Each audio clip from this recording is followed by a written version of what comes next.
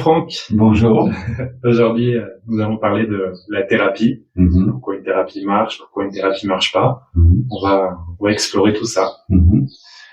Tu as parlé d'ego spirituel.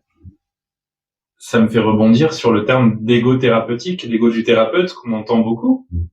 C'est quoi le portrait robot d'un thérapeute qui a trop d'ego? Il aura le syndrome du sauveur surdimensionné. Il aura envie d'imposer ses soins à tout le monde, parce qu'en fait, dans son comportement, ce qui est flagrant, c'est que dans sa tête, son mental lui dit « tu sais mieux que quiconque ce qui est meilleur pour l'autre ». Voilà, là on est dans l'ego thérapeutique.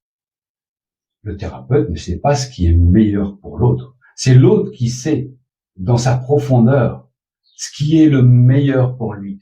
Sauf que le thérapeute est là pour lui permettre d'accéder à cette information. Ou de la comprendre aussi, de la recevoir. Parce que l'autre n'est pas encore en capacité à pouvoir la capter. Mais en nous sont toutes les réponses à nos questions.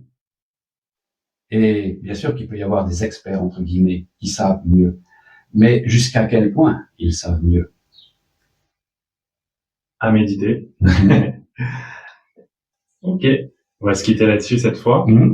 On retrouve tous tes liens pour travailler avec toi, pour demander des séances, pour se former en biographie en description de la vidéo YouTube, j'imagine.